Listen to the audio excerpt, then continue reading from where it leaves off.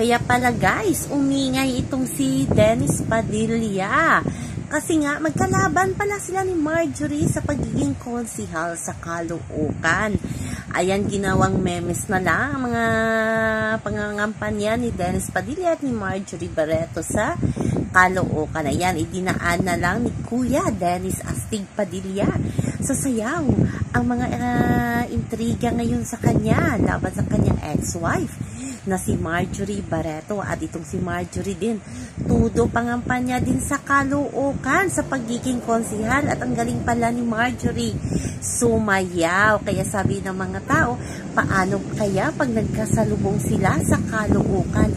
Isang distrito lang nga ba sila sa Caloocan? So di natin alam kung isang distrito nga ba sa pagiging konsihal itong si Dennis at si Marjorie, kasi dati talaga taga Caloocan, di ba? Yung tatay ni Erich noon, si Mayor Echeverry, ay sa Caloocan yan. Kaya naging konsihal din dati si Marjorie at si Dennis Padilla.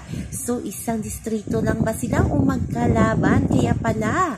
Kaya pala ang init ng dugo ni Dennis kay Marjorie. O sino kaya ang mananalo? Sino kaya ang matatalo sa kanilang dalawa sa palapit na eleksyon?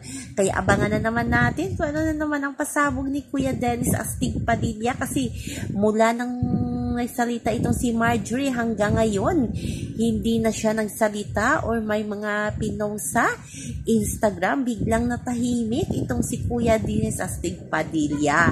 So ibig sabihin ba yan, guilty siya sa lahat ng isiniwalat ni Marjorie Barreto tungkol sa kanyang pagiging ama, pagiging asawa sa kay Marjorie at sa kanyang mga anak.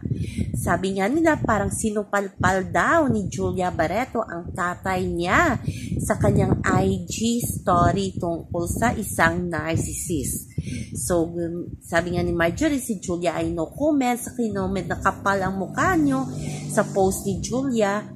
At iyon ang kinakatakutan ni Marjorie, yung tahimik itong si Julia Barreto. Siguro napuno na din sa tatay itong si Julia Barreto. Pero hindi nga nila maidinay na kahit anong gawin nila, tatay is tatay pa din nila itong si Dennis Padilla.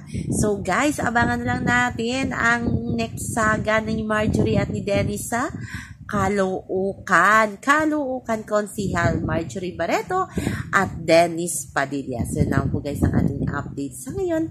Hanggang sa muli. Bye-bye!